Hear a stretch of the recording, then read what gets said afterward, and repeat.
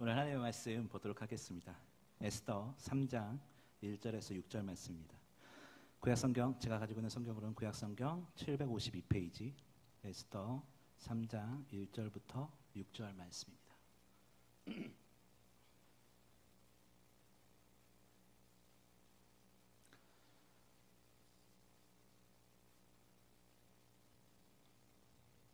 에스더서 3장 1절부터 6절 말씀, 구약성경, 제가 가지고 있는 성경으로는 752페이지입니다. 다 찾으신 줄 알고 한 절씩 교독하도록 하겠습니다. 그 후에 아하수에로 왕이 아각 사람 함무다다의 아들 하만의 지위를 높이 올려 모든 함께 있는 대신 위에 두니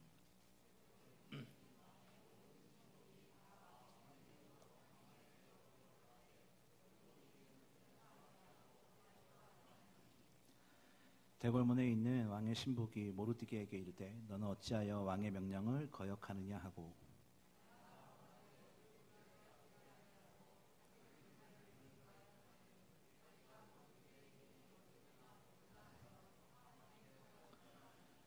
하만이 모르드게가 꿇지도 아니하고 절하지도 아니함을 보고 심히 노하더니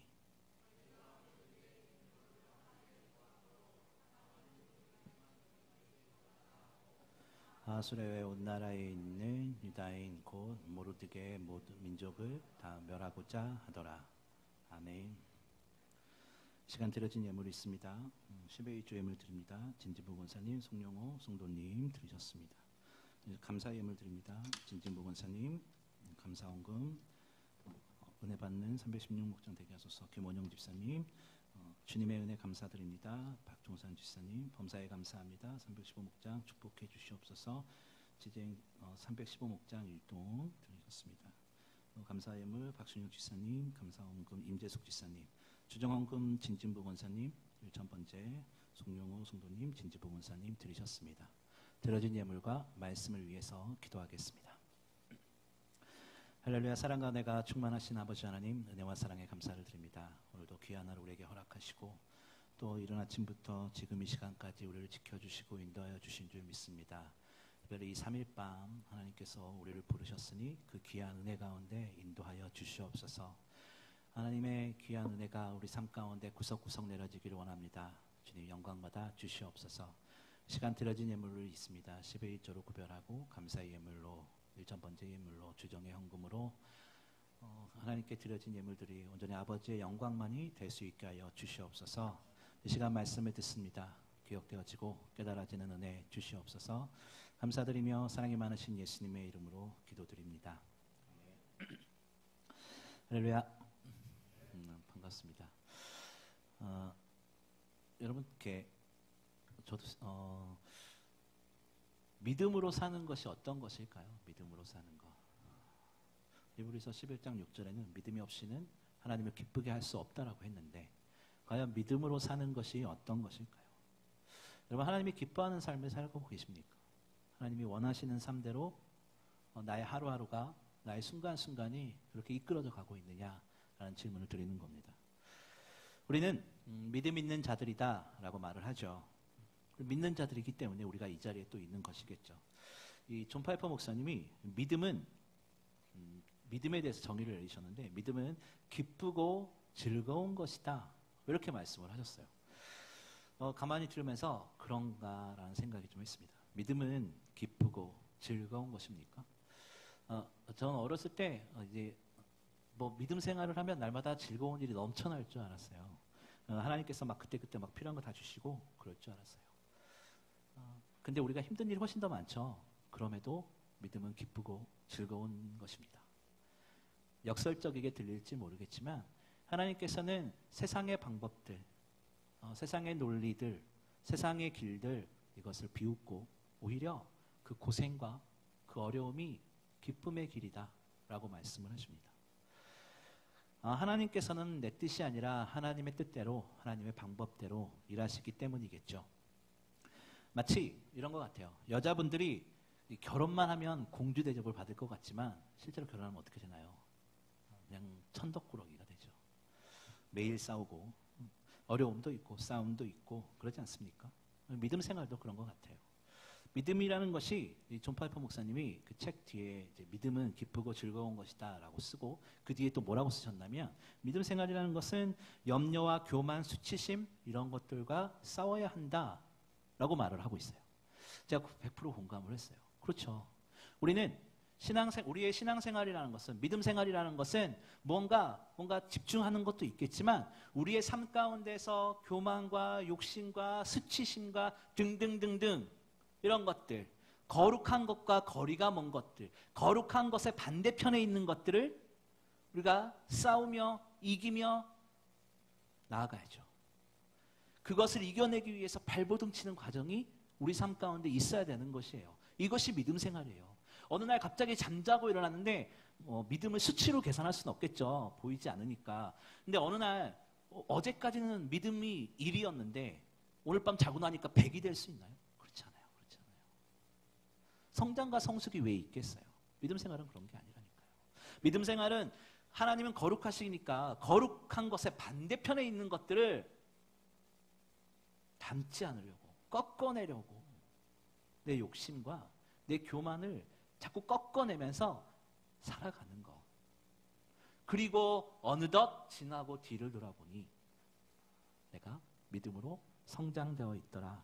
이 고백, 이 말씀이 우리 삶 가운데 흔적처럼 남아있어야 된다는 거예요. 그러면서 그렇게 하루하루 살아가는 우리의 삶 가운데서 하나님의 전능하심을 발견하게 되고요. 또 반대로 우리의 연약함도 보게 되죠. 그리고 하나님께서 우리의 삶을 맡기면서 살아가는 그 삶의 기쁨도 알아가게 되는 것입니다. 좌절과 기쁨과 슬픔과 이런 것들이 교차되면서 하나님께서 우리를 이렇게 인도하시는구나. 인생의 구비구비마다 기쁠 때도 있었고 힘들 때도 있었지만 눈물을 흘리며 울 때도 있었고 또 기쁨의 눈물을 흘리며 하나님을 찬양할 때도 있었고 이런 것들이 반복되어지면서 주님께 한 걸음 한 걸음 더 나아가는 것 아니겠습니까?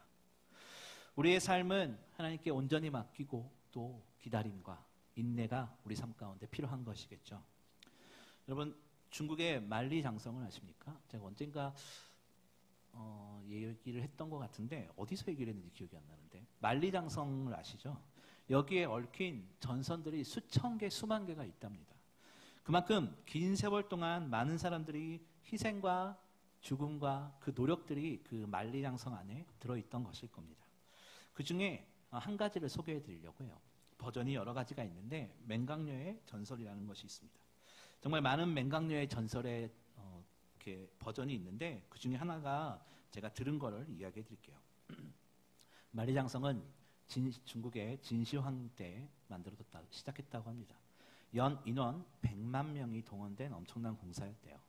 그때 사람들은 이 만리장성 축조를 위해서 강제 노역을 했는데 이 범희랑이라는 사람과 이 맹강녀라는 부부가 있었는데 남편인 범희랑이라는 사람이 이런 장성, 만리장성의 건축에 끌려나가게 됐답니다. 그런데 시간이 지나도 남편이 돌아오지 않는 거예요. 그래서 이 아내는 이 남편을 찾기 위해서 이 만리장성을 짓고 있는 곳까지 찾아가게 되죠. 먼 길을 찾아가게 되는데 그 먼 길을 찾아갔는데 기쁜 소식이었으면 좋겠지만 안타깝게도 남편이 죽고 없다라는 소식이었습니다. 시체조차도 찾을 길이 없어졌습니다. 이미 성 밑에 묻혀 있었기 때문이죠. 그러자 맹강녀가 주저앉아 통곡을 하기 시작했대요. 그랬더니 얼마나 세게 통곡을 했는지는 모르겠지만 갑자기 폭우가 내리더니 성벽이 와르르 무너져서 성벽 밑에 있는 그 수많은 시체들이 쏟아져 나왔대요. 이미 시체들은 백골이 되어 있기 때문에 남편을 찾을 수가 없었답니다. 이 백골은 연인의 피를 빨아들인다라는 속설이 들은 것이 기억나서 자신의 손가락을 깨물어 핏방울을 떨어뜨리고 남편의 유골을 찾았다라는 이런 전설입니다. 이런 말도 안 되는 전설들이 굉장히 많이 들어있는 것 같아요. 어떤 일이 진행될 때 수많은 사연들이 존재한다는 것 아마 보여주는 걸 겁니다. 간절하면 어떻게 되든 만나게 될 거다라는 이야기도 좀 들어있는 것 같고요. 무언가 이루어지기까지 수많은 희생과 수많은 눈물과 수많은 헌신들이 있었다라는 것을 우리들에게 단편적으로 지어낸 이야기지만 만들어낸 이야기지만 그런 것들을 보여주고 있는 것 같습니다. 여러분, 우리의 인생에는요, 긴 기다림도 있을 거고요.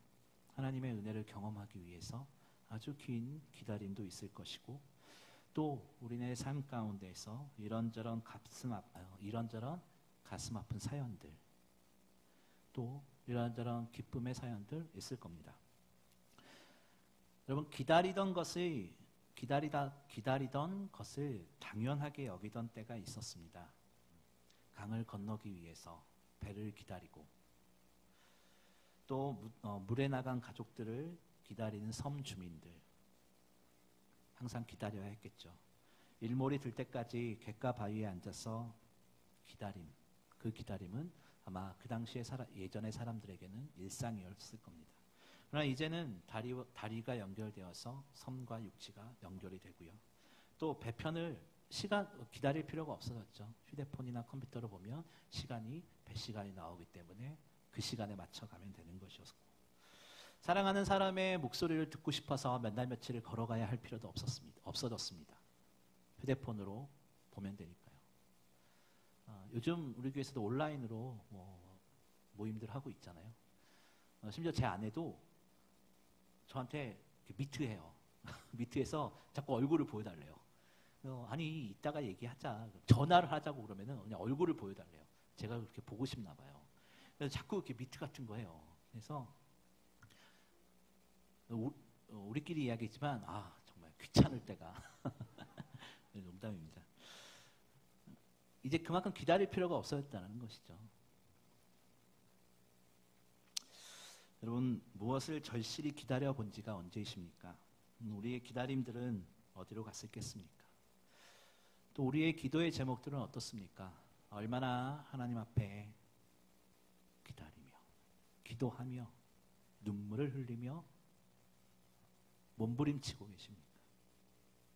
우리의 기도의 제목들을 놓고 빨리 응답이 되지 않고, 혹은 남보다 빨리 응답되게 해달라고, 아니면 하나님 왜 내 기도에만 침묵하십니까?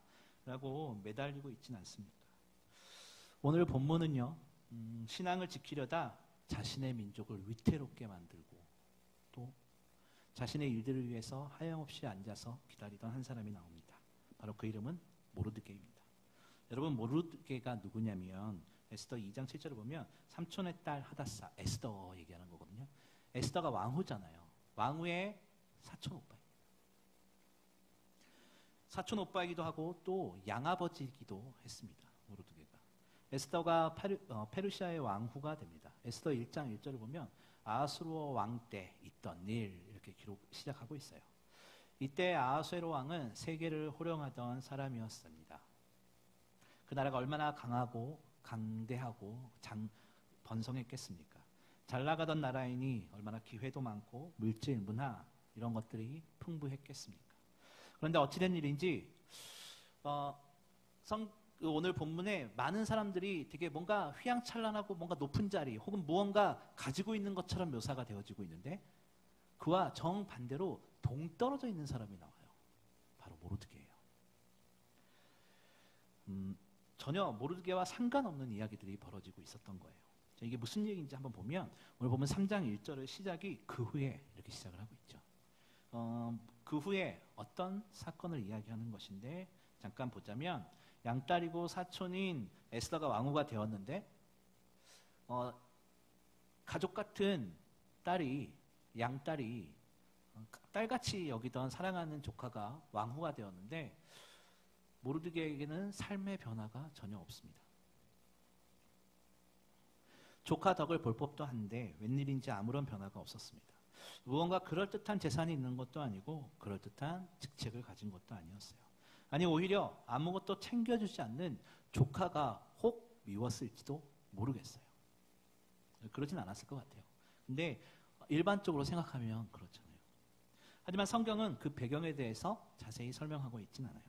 어느 때처럼 그날도 모르드게는 자신이 맡은 일을 위해서 성문에 앉아 있습니다. 그런데 모르드게는 엄청난 사건을 알게 돼요.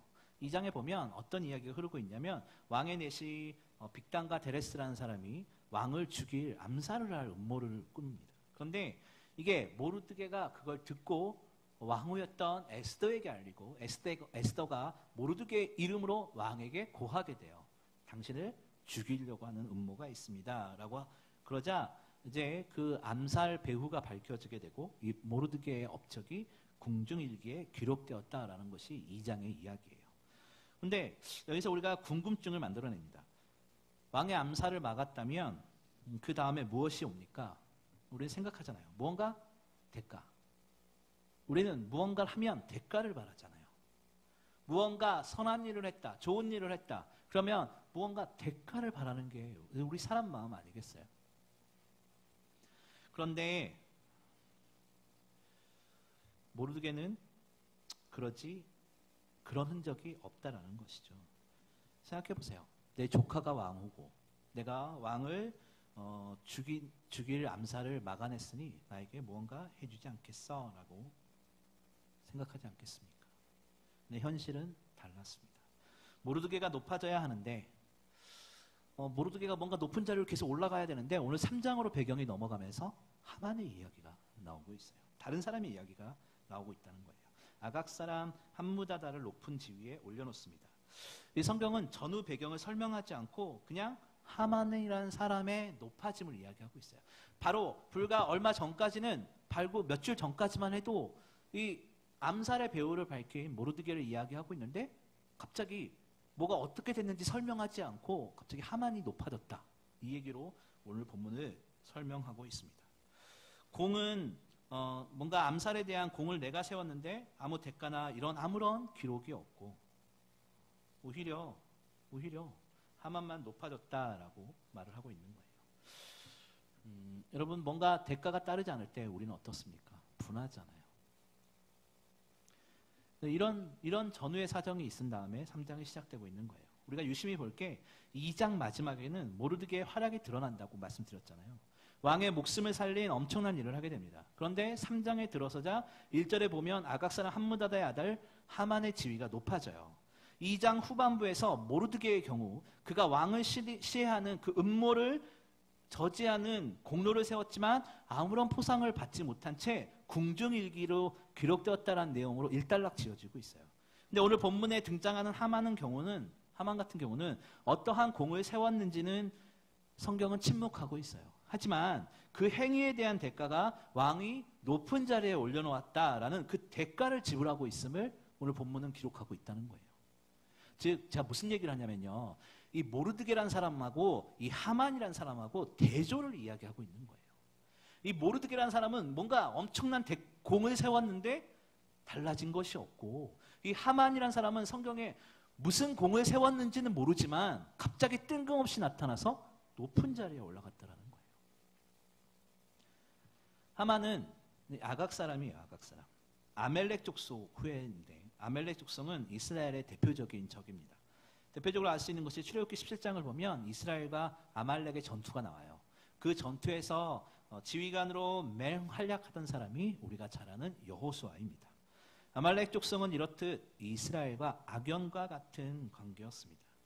오늘 본문은 공을 세우면서 대가를 받지 못하는 모르드게와 혹은 알 수는 없지만 무언가를 인정받아 높은 자리에 오른 하만과 분명한 대조를 보여주고 있어요. 이는 하나님의 백성들에게 다가오는 위기를 암시하는 것이기도 해요. 우리는 하나님을 위해서 열심히 성실하게 우리 하루하루를 살아가고 우리가 대가를 바라는 것이 아니라 하나님의 은혜대로 하나님의 뜻대로 하나님의 방법대로 하루하루를 살아가는 것이고 세상의 사람들은 대가를 바라고 무언가 힘을 보이기를 원하고 무언가 높아지기를 원하고 마치 대조를 이루고 있지 않습니까?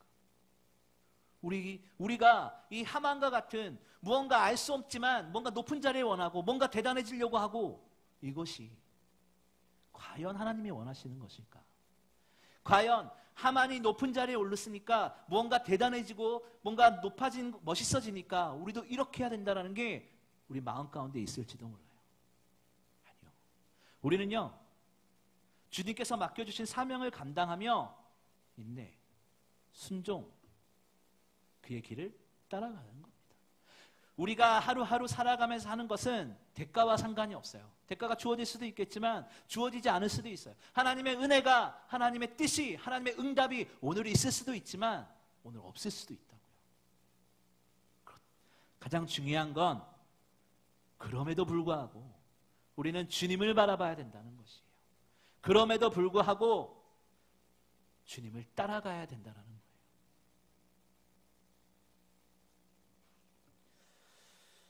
우리가 세상 가운데 하나님의 영광을 위해서 산다고 해도 세상 가운데에서 무명한 자가 될 수가 있고요. 또 악한 사단의 위협에 놓일 수 있다는 것을 우리는 기억해야 돼요. 오늘 본문에서 또 하만이 대궐문을 지나가는데 모두 절하죠. 그런데 모르드게만은 하지 않습니다. 본문은 하나님의 사랑과 그렇지 않은 사랑과 계속해서 대조를 보여주고 있어요. 모르드게는 절하지 않고 똑같은 장소에 있는데 어떤 사람은 절하고 모르드게는 절하지 않고 계속해서 대조를 해서 보여주고 있어요. 우리가 신앙생활에서 세상과 우리는 같을 수가 없다라는 거예요. 그런데 우리는 자꾸 세상을 향해 바라봅니다. 자꾸 세상을 향해 소리칩니다. 우리는 그들을 사랑으로 포용하고 그들을 주님 품으로 인도해야 될 사람들이지 그들을 닮아가고 따라가는 사람들이 아니다라는 거예요. 하나님께서 우리는 하나님만 사랑하죠. 하나님을 우선순위로 사랑하고 있어요. 그런데 우리가 우리의 삶의 모든 걸 팽개치고 하나님만 본다면 어떻게 되겠어요? 그건 광신도가 돼요. 하나님을 사랑하고 뭐예요? 또 이웃을 사랑하는 거. 우리 그거 하며 살아야죠.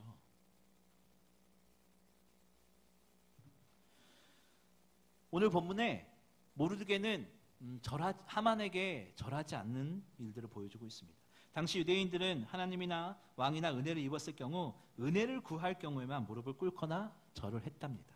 그러니까 모르드게는 아무것도 해당되는 것이 없으니 아무것도 안 한 겁니다. 왜 절을 하지 않느냐는 왕의 신복의 말에 오늘 보면 4절을 보면 모르드게가 스스로 자신이 유다인임을 밝히고 있습니다. 이게 어떤 결과로 만들어지냐면 6절을 보니까 모르드게뿐 아니라 유대인 전체를 죽이는 상황에 놓이게 되는 겁니다. 여러분 인사 한 번 안 했더니 온 유대인이 죽게 됐습니다. 여러분 우리들 삶에서도요 이런 일들을 만날 수가 있어요. 신앙생활 열심히 하고 또 하나님께 열심히 헌신하고 아무리 생각해봐도 아무리 열심히 하는데 하나님께서는 전혀 내 삶에 개입하지 않으신 것 같고 오히려 점점 더 힘들어지고 세상 가운데 코너로 몰리는 그런 상황 우리 만날 수 있습니다. 하나님을 모르는 사람들도 잘 먹고 잘 사는데 하나님 나는 왜 그렇습니까? 하나님 말씀대로 살려고 몸부림치는데 내 삶이 왜 그렇게 지질이 궁상맞습니까? 우리 이럴 수 있어요. 성경에 보면 산상수님 마태복음 7장을 보면 11절에 보니까 하늘에 계신 너희 아버지께서 구하는 자에게 좋은 것으로 주신다라고 했는데 하나님 그 좋은 거 저한테 언제 주실래요? 라고 눈물을 흘리며 날마다 기도하고 있지는 않으십니까? 아무리 봐도 나에게 주어진 좋은 것은 찾아볼 수 없을 것 같을 때 여러분 어떻게 하시겠습니까? 하나님께서 약속하신 좋은 게 뭐냐? 이걸 우리가 한번 생각해 봐야 돼요. 누가복음 11장 13절을 보면 너희가 악할지라도 좋은 것을 자식에게 줄 줄 알거든 하물며 너희 하늘아버지께서 구하는 자에게 성령을 주시지 않겠느냐 라고 하십니다. 성령의 은혜 이겁니다. 내 삶의 현장이나 이런 것은 일시적이고요. 우리가 죽고 나면 없어지는 것이겠죠. 그러나 성령의 능력을 받아 주님을 의지하고 자신의 자리에서 최선을 다한다면 하나님께서 그를 때에 따라 높여주신다는 겁니다. 하나님께서 우리에게 하늘의 소망을 약속하시고 이 땅을 살아갈 때에 지키시고 인도하여 주신다는 것 우리가 기억해야 돼요. 모르드게가 왕의 신복들의 권유와 갖은 핍박을 꿋꿋이 이겨낼 수 있었던 것은 그에게 하나님의 백성으로서 분명한 소속감과 자기 정체성이 있었기 때문입니다. 오늘날 우리 성도들이 왜 세상에 살면서 세상 사람들과 확실하게 구분되지 못하고 살겠습니까? 우리가 세상 가운데 살아가잖아요. 우리가 그리스도인이라고 하는데 세상 가운데 살아가면서 세상 사람들과 전혀 다를 게 없다라면 우리 그런 경우 많이 경험하잖아요. 그런 사람도 많이 보고요. 안타깝지만 그것이 나의 모습일 수도 있어요. 왜 성도들이 그렇게 많은데 사회는 여전히 힘들까? 부패할까? 많은 요인이 있겠지만요. 가장 중요한 것은 성도들이 자신이 세상과 비록 살고 있기는 하지만 자신의 소속은 세상이 아니라 하나님께 있다라는 걸 종종 잊어버리기 때문인 것 같습니다.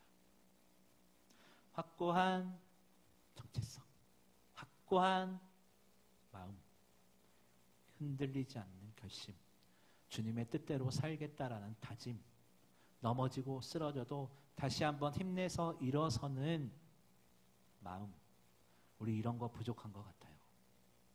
세상은요, 모두 이기적으로 살아갑니다. 어떤 부분에서는 양보도 하고 희생도 하죠. 하지만요, 마음 깊은 곳에는 그 이기심이 우리 자신을 붙들고 있습니다. 왜냐하면 내 자신이 제일 중요하기 때문이죠. 내가 억울하면 못 참으니까요. 내가 욕먹으면 정말 마음 그 단전 깊은 곳에서 끓어오르는 무언가 있잖아요. 그러니까요, 우리는요, 내 생각이 맞다라고 생각하죠. 사람들에게 강요하죠. 이게 맞아. 그런데요, 하나님의 말씀 외에 확실한 게 어디 있겠어요? 하나님의 말씀 외에 하나님의 말씀 외에 변하지 않는 것이 어디 있겠습니까? 여러분, 우리는 종종 확신한다, 확실하다 이런 말을 쓰잖아요. 그런데 확신이라는 말이 얼마나 무서운 말이냐면 어떤 사건이나 사람을 단정짓게 만들어 버린다니까요. 우리가 성경을 비추어 봐야 되는 이유가 여기 있어요. 어떠한 문제 가운데, 어떠한 우리 삶의 문제 가운데 하나님의 말씀으로 증명되지 않는다면 그것은 확실한 것이 아니에요. 그냥 자신의 판단 기준에 의해서 확신하는 것이죠. 오늘 이 모르드게는요, 하나님을 붙들고 하나님을 의지하여서 그렇지, 타협하면 안 되지, 흔들리면 안 되지, 어떠한 대가를 치르더라도 내가 견뎌야지라는 마음이 있었던 것 같습니다. 여러분, 오늘 우리 가운데 그런 마음이 있습니까? 우리는 내 편의대로, 내 뜻대로 무언가 하려고 살아가는 이기적인 사람들 아닙니까? 저 역시 자유로울 수가 없습니다. 얼마나 부끄러운지 모르겠습니다. 마치 하나님의 말씀에 집중해서 그 말씀에 비추어 보는 것이 아니라 내 판단 기준에 의해서 사람을 낙인 찍어버릴 때가 얼마나 많은지 모르겠어요. 우리 때로는 저 사람은 이걸 못하니 고생 많이 하겠어, 이런 얘기하죠. 저 사람은 기도 생활 안 하니 하나님 축복받기 힘들겠어. 우리 이런 판단 우리 부지기수로 합니다. 하지만 여러분, 오늘 모르드게는요, 하나님을 위한 확신을 보여주고 있습니다. 역사는 하나님께서 만들어 가시고 인도하는 것이기 때문에 주님의 말씀을 의지하여서 흔들리지 않는다입니다. 확고한 신념에 따라서 살아간다는 것이죠. 우리 삶에서 확실한 것은 하나님의 은혜 외에 무엇이 있겠습니까? 우리가 절망 가운데 있는 우리들이잖아요. 세상도 절망 가운데 있죠. 우리의 삶도 절망 가운데 있지만 절망 가운데 누가 찾아오셨습니까? 예수님께서 찾아오셨습니다. 우리의 피폐하고 연약하고 절망밖에 없는 우리 삶 가운데 주님이 찾아오셨습니다. 그러면서 천국의 소망을 주셨어요. 이거 외에 더 이상 확실할 게 무엇이겠습니까? 이걸 믿고 나가는 것이 믿음일 겁니다. 우리의 마음을 꺾어내고 우리의 마음을 좀 더 엎드리고 하나님의 말씀을 통해서 우리의 삶을 비추어 보고 살아가는 것, 이것이 우리에게 필요한 것입니다. 세상에서 뭘 해도 우리보다 더한 것 같을지라도 그걸 다시 재앙으로 구속하거나 무엇인가 푸시거나 이런 것은 다 하나님께서 하신다는 겁니다. 하나님의 역사하심을 우리가 믿어야 되는 것이겠죠. 오늘 이 에스더서는요, 전체적으로 보면 하나님이란 단어가 단 한 번도 나오지 않습니다. 등장하지 않아요. 하지만 처음부터 끝까지 그 역사를 이끌어가고 계시는 분은 하나님이십니다. 하나님의 은혜가 구석구석에 있는 거예요. 하나님을 믿는 믿음으로 자신의 마음을 굳게 세우고 흔들리지 않는다라면 하나님께서 역사를 만들어 가신다라는 겁니다. 어떻게 이 모르드게를 만들어 가셨는지 성경을 보면 에스더 9장 4절을 보면요. 모르드게가 왕궁에서 존귀하여 점점 창대함에 이 사람 모르드게의 영성이 각 지방에 퍼지더라 라고 기록하고 있어요. 네. 한 사람 모르드게 때문에 온 유다 민족이 죽을 뻔했지만 죽을 위기에 처하지만 하나님께서 모르드게를 존귀히 만들어 주신다라는 겁니다. 사랑하는 여러분, 우리의 삶의 주인은 하나님 되십니다. 하나님께 모두 맡기고 우리가 세상에 헛되고 헛된 것을 구하는 것이 아니라 주님께서 주시는 생명을 구해야 될 줄 믿습니다. 그것은 주님께만 우리의 삶을 의지하는 확신일 것이고요. 우리의 모든 공동체를 맡겨드리는 신념일 겁니다. 그 사명을 감당할 수 있는 저와 여러분이 되시기를 주의 이름으로 축원합니다.